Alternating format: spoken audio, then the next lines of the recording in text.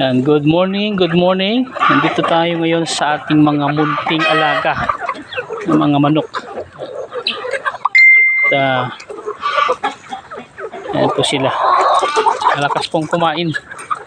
Ngayon, ipapakita ko sa inyo kung paano tayo gumawa ng mga alternatibong pagkain nila kasi sobrang takaw nila.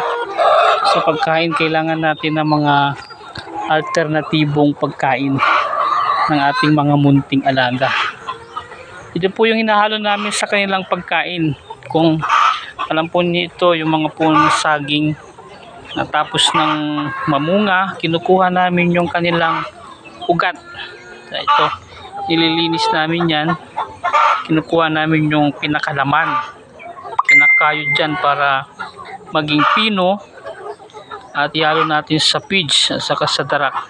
Malaking bagay po yan, malaking tulong. Halos kalahati ng pagkain nila yung nakukonsume, natitipid natin. Kasi sobrang mahal na ngayon ng mga pigs.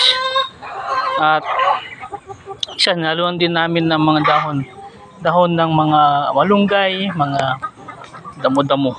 Yan, tingnan natin. Pakita ko sa inyo kung paano natin ginagawa yung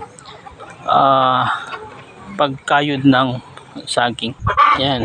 Ito na yung mga kamunting alaga. Yan. Ito po yung ginagawa namin.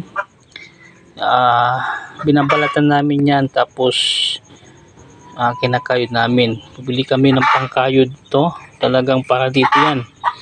Para pangkayod ng ganito. Yan.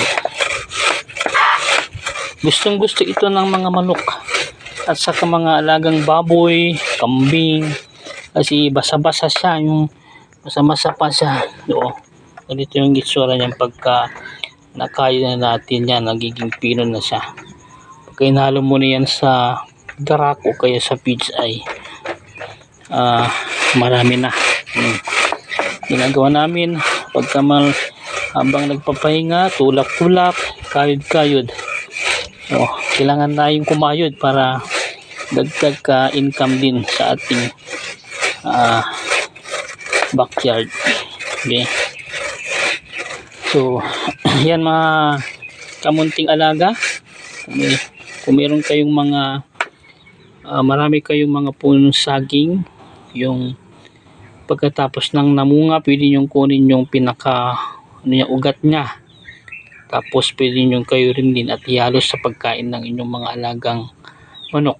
O kaya kung meron kayong mga native na baboy, baka, gustong gusto nila po ito. Sana po ay makatulong at kapagbigay ako ng konting impormasyon. Ito po ang atin pong munting channel sa YouTube. Sana po ay follow ninyo at mag-subscribe din para sa ating mga next na video. Hanggang sa muli po, kamunting alaga. Good morning po sa ating lahat. God bless.